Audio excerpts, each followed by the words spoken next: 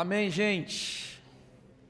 Olha, nós estamos falando sobre esse mês, sobre milagres e como alcançar o seu milagre. E uma das formas de alcançarmos o nosso milagre é através do clamor e da oração. Nós precisamos aprender o caminho da oração, o caminho do clamor. Na Bíblia, no Evangelho de Marcos, ali no capítulo 7, versículo 24, conta uma história interessante para nós. Ali diz: Jesus saiu daquele lugar e foi para os arredores de Tiro e de Sidom. Entrou na casa e não queria que ninguém o soubesse. Contudo, não conseguiu manter em segredo a sua presença. De fato, logo que ouviu falar dele, certa mulher, cuja filha estava com um espírito imundo, veio e lançou-se aos seus pés. A mulher era grega, cirofenícia de origem, e rogava a Jesus que expulsasse de sua filha o demônio. Ele disse: deixe que primeiro os filhos comam até se fartar, pois não é correto tirar o pão dos filhos e lançá-lo aos cachorrinhos. Ela respondeu: sim, Senhor, mas até os cachorrinhos debaixo da mesa comem das migalhas das crianças. Então ele disse: por causa desta resposta,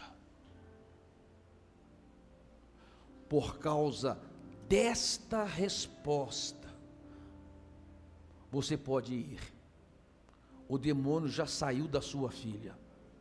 Ela foi para casa, encontrou sua filha deitada na cama e o demônio já a tinha deixado.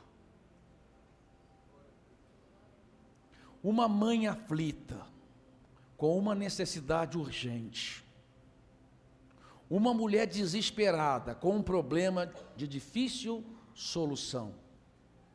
Jesus, esse tempo era um tempo do seu ministério público, o tempo que a sua fama percorreu por toda a terra. Todos sabiam que Jesus curava e fazia milagre. Todos sabiam que Jesus abria os olhos dos cegos, ressuscitava os mortos, limpava os leprosos. E Jesus vai para uma terra distante, vai para uma terra estrangeira, vai para Tiro, Sidom, na Cirofenícia. Pensando eu para descansar, porque não queria que ninguém soubesse que ele estava ali. Ele disse: não fala para ninguém que eu estou ali. Mas logo a notícia correu, e essa mulher soube que Jesus estava ali, e ela não perdeu tempo, ela correu aonde Jesus estava, e começou a clamar: Jesus, me socorre. No Evangelho de Mateus também narra esse episódio. Fala que os discípulos falaram assim para Jesus: ela está nos atrapalhando, manda ela embora, despede essa mulher para ela ir embora. E Jesus dá uma resposta para aquela mulher, dizendo para ela assim: eu não posso tirar da mesa dos filhos para dar para os cachorrinhos. Em Mateus ele explica isso melhor, ele diz assim: eu vim para as ovelhas perdidas da casa de Israel, eu não posso tirar dos filhos que são israelitas para dar para vocês, gentios. Naquele tempo, Jesus, nos seus primeiros 3 anos de ministério, até a sua morte, a sua crucificação e a sua ressurreição, o ministério de Jesus era voltado para os judeus. Raramente ele fez algo por alguém ou falou algo para alguém que não era judeu, com exceção da mulher samaritana e dessa mulher. Essa mulher surpreendeu Jesus com uma resposta. Ela surpreendeu Jesus, dando a Jesus uma resposta. Ela disse assim para Jesus: é verdade, Jesus, o Senhor tem razão, não é tempo ainda, não é o meu tempo ainda, não é a minha hora ainda. Mas deixa eu te falar uma coisa, Jesus. As crianças, quando deixam a migalha cair da mesa, a displicência das crianças, a inocência das crianças, o descuidado das crianças, ao deixar uma migalha de pão cair no chão, logo vem o cachorrinho e come daquela migalha. Sabe, Jesus, eu não quero tomar muito o seu tempo, eu sei que ainda não é o meu tempo, eu sei que ainda precisa acontecer algo para chegar o meu tempo, mas eu preciso só de uma fração de segundo deste seu tão importante tempo, porque uma fração do seu segundo, um pouquinho da sua atenção, será o suficiente para mudar a minha história.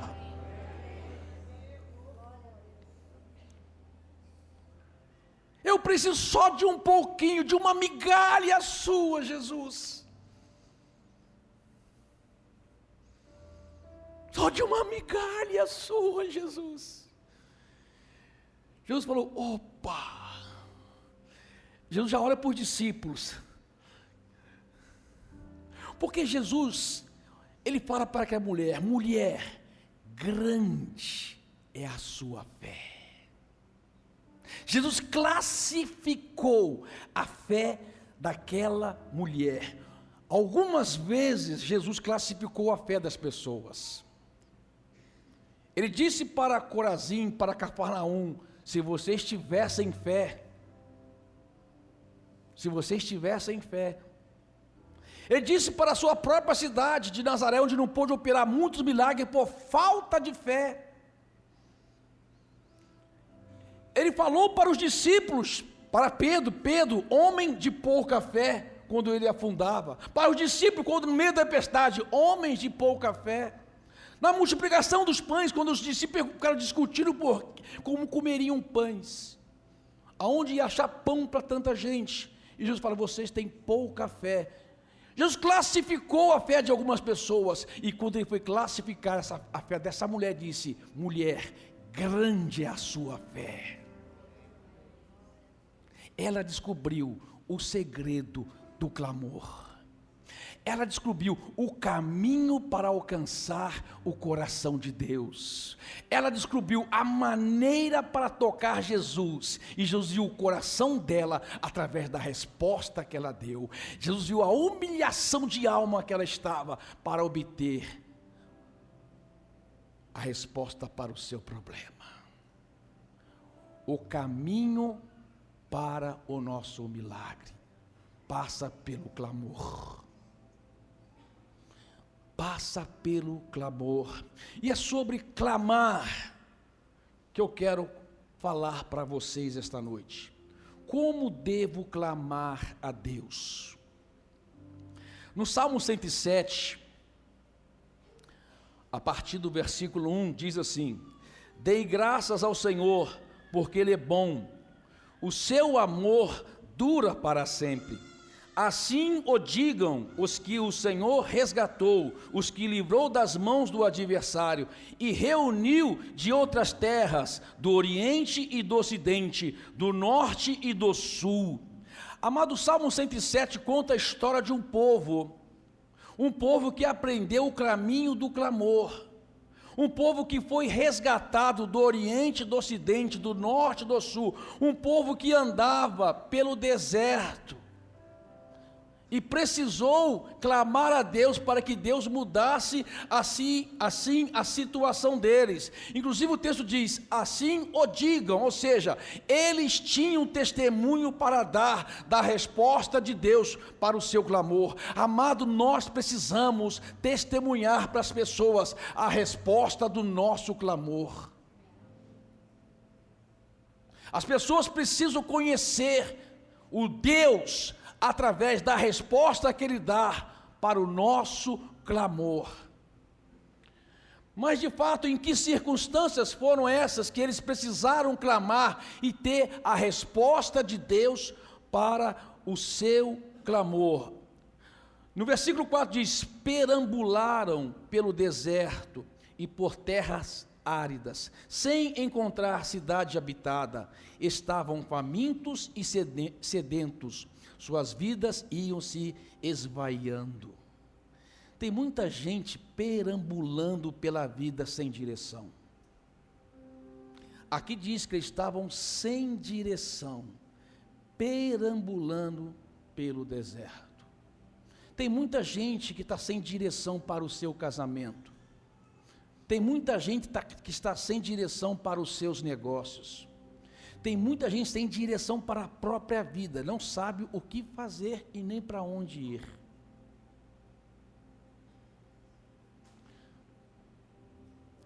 Amados, Deus quer dar uma direção para você. Deus quer mostrar para você um caminho sobremodo excelente. Deus quer colocar para você no seu deserto, Ele quer aplanar o seu deserto, ou seja, torná-lo um caminho seguro. Jesus quer fazer isso por você.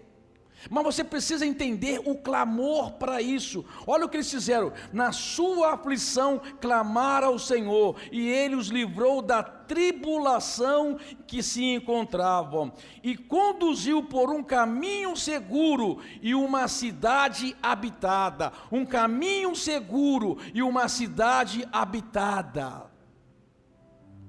Sabe, queridos, muita gente ainda não conhece o seu destino e tampouco conhece a sua habitação.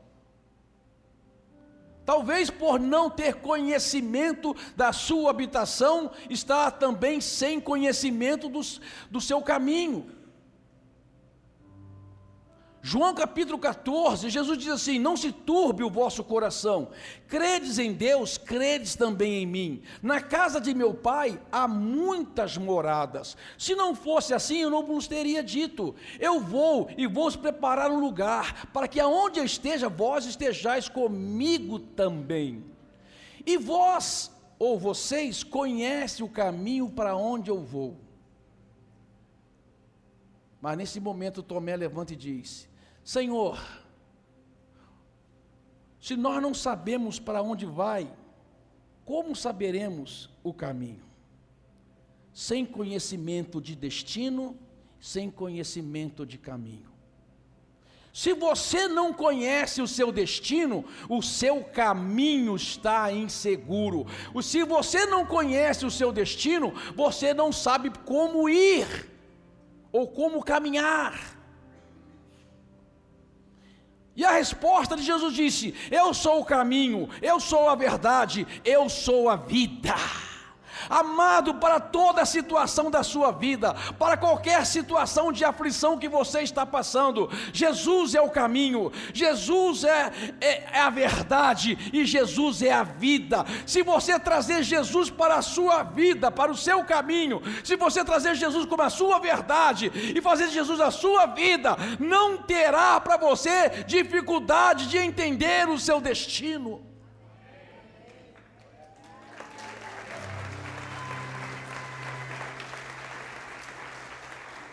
O que tem levado muita gente hoje a viver com medo, muita gente hoje viver apreensiva quanto ao futuro, muita gente hoje em dúvida do amanhã, é porque ainda não tem conhecimento de destino. Eu estou destinado a uma cidade habitada, preparada pelo meu Deus, a minha morada eterna. Por quê? Porque Jesus é o meu caminho, Jesus é a minha verdade, Jesus é minha vida. Você não tem que perambular, meu amado, no deserto emocional que muitos estão perambulando, nas dúvidas, nas incredulidades. Você não tem que perambular com medo, você tem que acreditar que Jesus Cristo é o seu caminho, é a sua verdade, é a sua vida.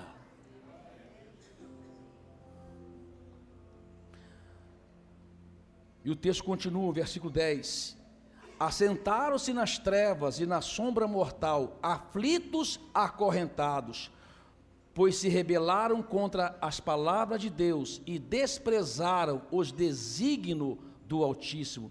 Por isso ele os sujeitou a trabalhos pesados. Eles tropeçaram e não houve quem os ajudasse. Aqui fala de dois tipos de aflição. A primeira aflição é a aflição da alma, a aflição emocional. Pessoas carregando um fardo pesado. Um fardo pesado nas costas.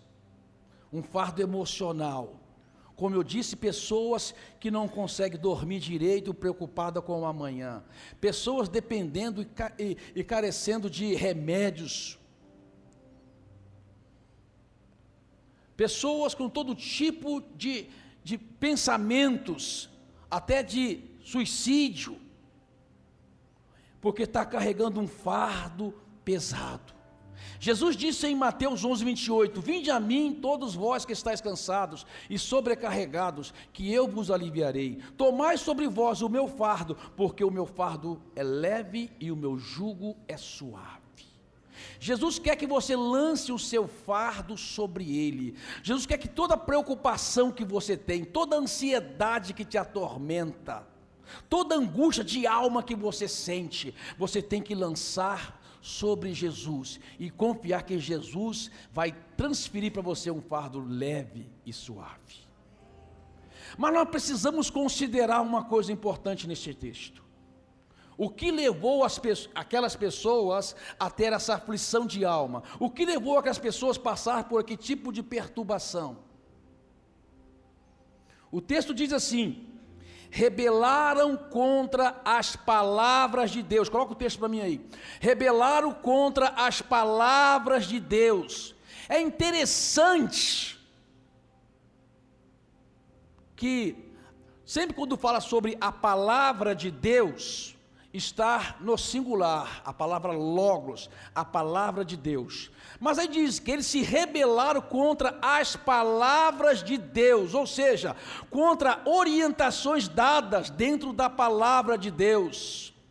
Pessoas deram orientações, pessoas deram conselhos para aquela pessoa, para ela agir dentro da palavra de Deus, mas ela deliberadamente se rebelou contra os conselhos de Deus, contra a palavra de Deus, e por conta disso, recebeu aflição. Olha lá, contra as palavras de Deus. A Bíblia diz que na multidão de conselhos a sabedoria. Amados, a Bíblia está cheia de conselhos bons para nós. E você tem que aprender a buscar conselhos bons para você, orientações boas para você, de gente que conhece a palavra de Deus. De gente que vai ajudar você a se livrar dessa aflição.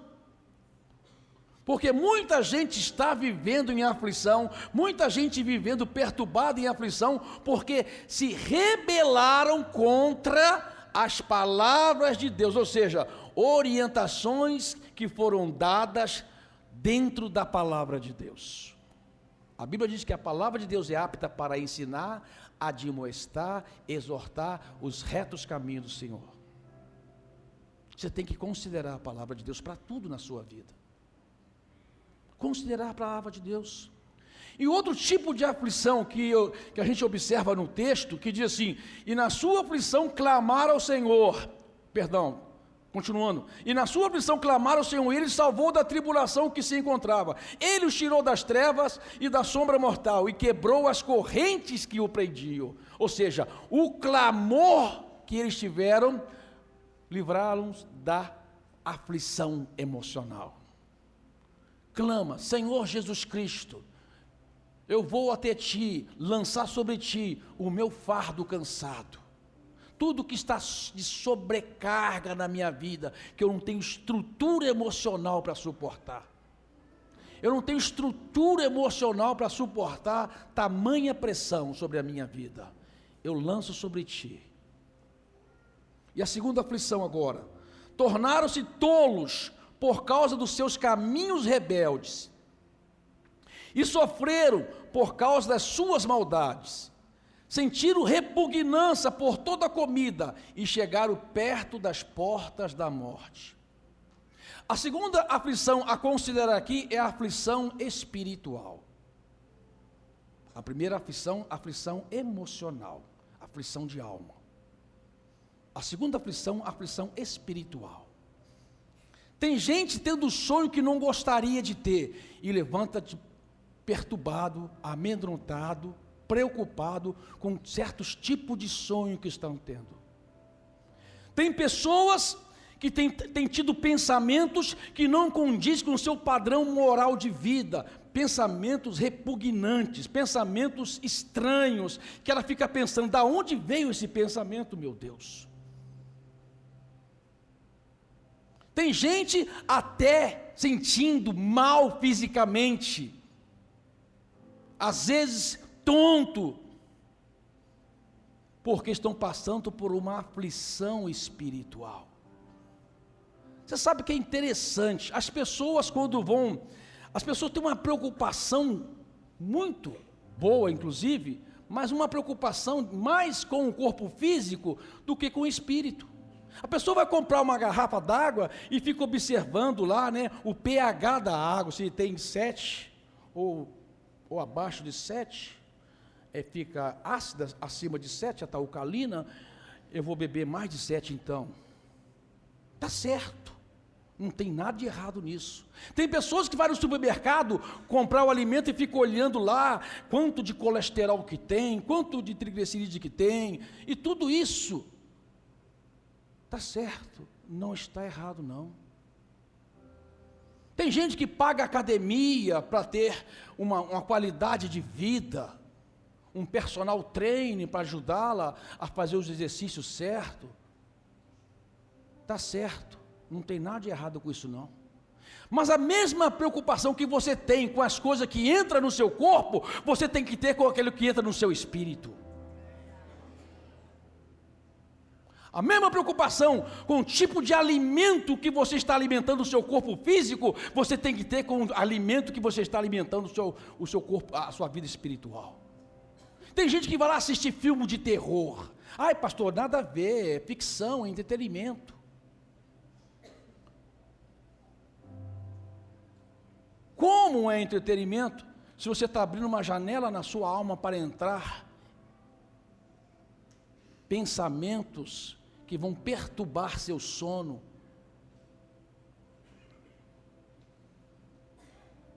Tem gente que consulta horóscopo. Gente, tem coisas que a Bíblia condena e nós precisamos saber que a Bíblia condena. Uma delas é consultar horóscopo. Esse dia na academia que eu frequento, um rapaz estava lá e disse: o senhor é libriano, né? Eu falei: o danado acertou.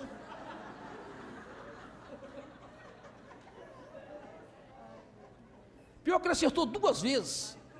Ele falou: a sua mulher manda não ser, não manda?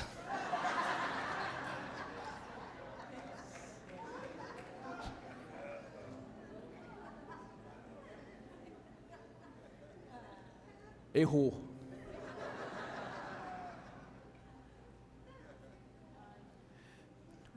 Eu brinquei com o irmão de manhã. A maior sabedoria é você deixar alguém mandar, sendo que na verdade é você que manda.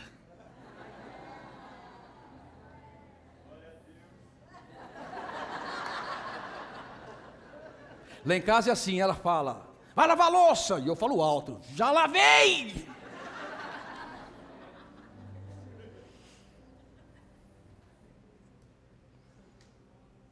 Consultar horóscopo. Para pastor, dá certinho. Claro que dá, cabeção.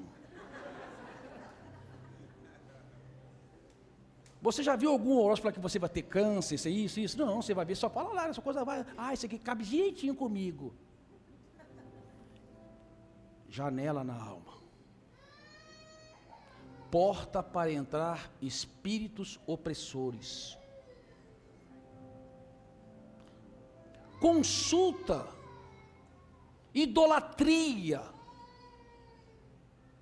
Gente, se você ainda tem imagens e escultura na sua casa, se desfaça disso.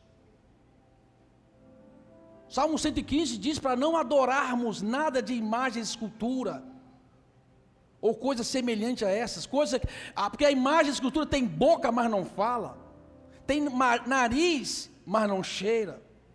tem pés, mas não anda, tem mãos, mas não apalpa. E aí diz o texto: e tornam-se semelhante a elas aqueles que fazem e nela confiam.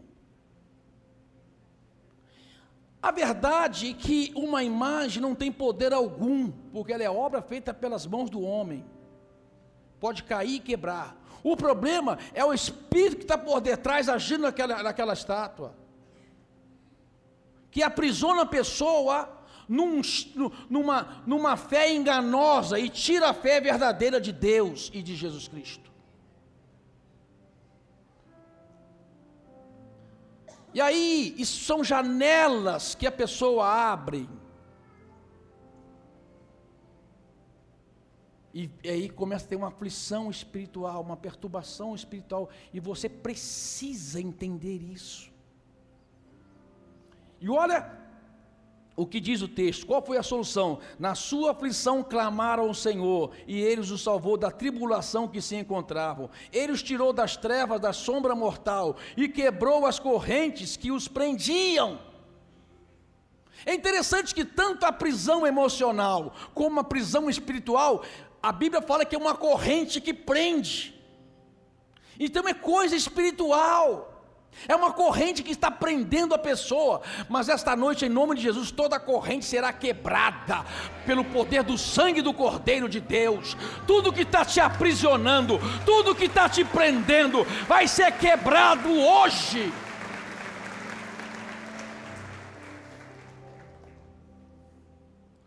O caminho do clamor.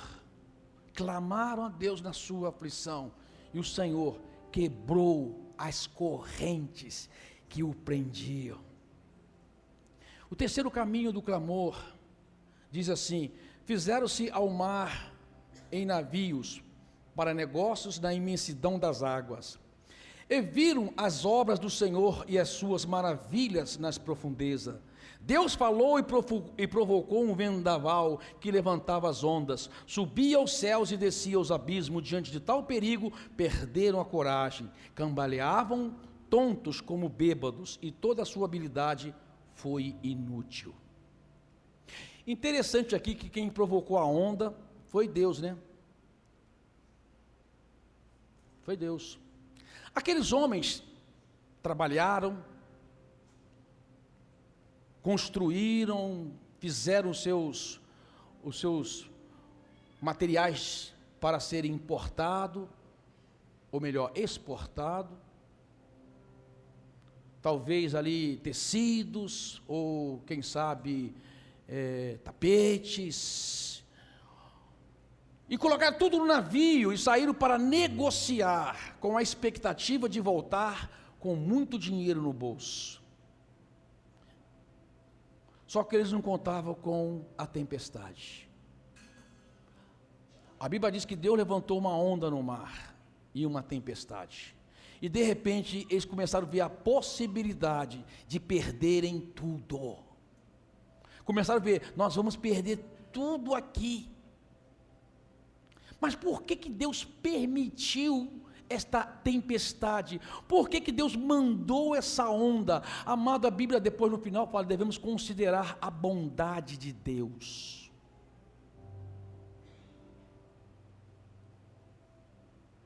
Devemos considerar a bondade de Deus. Deus, quando faz algo que aparentemente aos nossos olhos é prejuízo, se Deus está fazendo, porque de alguma forma Ele quer te salvar de algo. Ele quer poupar você de um sofrimento maior. Ele quer poupar você de uma desgraça maior. Mas a Bíblia mostra o porquê que essas ondas veio. Aqueles homens, a Bíblia diz assim, diante de tal perigo, perderam a coragem, cambaleavam tontos como bêbados, e toda a sua habilidade foi inútil. Quando eles saíram para o mar, eles contemplaram as maravilhas de Deus, mas não diz que eles deram crédito ou glória para Deus. Quando eles saíram, não mostra que eles estavam confiando em Deus para os seus negócios, mas a Bíblia diz aqui que estavam confiando no seu braço forte, porque a Bíblia diz que a sua sabedoria tornou-se inútil. Em que eles confiavam? Na sabedoria deles. A Bíblia diz que nós não devemos confiar no nosso braço forte. Maldito o homem que confia no homem e no seu braço forte. Muitos pensam que não deve, usa esse versículo, eu não posso confiar em outro homem. Não, está dizendo para não confiar em você mesmo. Maldito o homem que confia nele mesmo e no seu braço forte. Eles não reconheceram Deus no negócio dele. Deixa eu falar uma coisa para você: se você não chamar Deus para os seus negócios, Deus não tem nada a ver com os seus negócios. Se você não chamar Deus para a sua vida, Deus não tem nada a ver com a sua vida. Você tem que chamar Deus para a sua vida. E num clamor eles fizeram isso. Olha só, diz assim: na aflição clamaram ao Senhor, e Ele os tirou da tribulação em que se encontrava, reduziu a tempestade em uma brisa, serenou as ondas sossegaram, eles se alegraram, e Deus os guiou a um porto almejado. Deixa eu falar uma coisa para você. A Bíblia diz assim, que o coração do homem pode fazer seus planos, mas a resposta certa vem dos lábios do Senhor.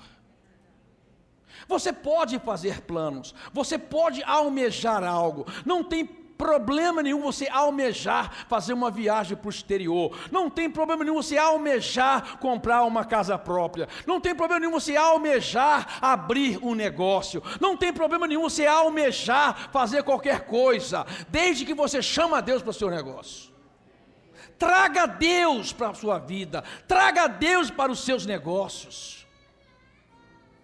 Quando Deus entrou, Ele sossegou a onda. Quando Deus entrou, Ele serenou o mar. Quando Deus entrou, permitiu que Ele chegasse ao porto almejado. Onde você quer chegar, meu filho? Você vai chegar, eu vou permitir que você chegue. Porque uma coisa é, amado, você construir algo com tempestade na sua vida, e outra coisa é você construir algo com Deus serenando as ondas para você. Permita que Deus serene as ondas para você, que Deus sossegue a tempestade para você. Como é bom, amado, caminhar sabendo que Deus está na nossa vida, que Deus está na nossa família, que Deus está nos nossos negócios. Infelizmente, tem muita gente que chega até o ponto de, na minha vida sim, mas os meus negócios cuido eu. Deixa Deus entrar no seu negócio. Deixa Deus cuidar de você. Você tem que considerar a bondade de Deus. E o texto termina assim: que eles deem graças ao Senhor por seu amor leal e por suas maravilhas em favor dos homens. Que exalte na assembleia do povo e o louve na reunião dos líderes. Ele transforma os rios em deserto e as fontes em terra seca. Faz da terra fértil um solo estéril, por causa da maldade e dos seus moradores. Transforma o deserto em açudes e a terra ressecada em fontes. Ali se assenta os famintos para fundar uma cidade habitável, semear lavouras, plantar vinhos e colher com grande fartura. Ele os abençoa, eles se multiplicam e não deixa que diminua os seus rebanhos. Quando, porém, reduzidos, são humilhados com opressão, desgraças e tristeza, Deus derrama desprezo sobre os nobres e os faz vagar no deserto sem caminhos, mas tira os pobres da miséria e aumenta suas famílias como um rebanho. Aí vem o que interessa: o justo vem,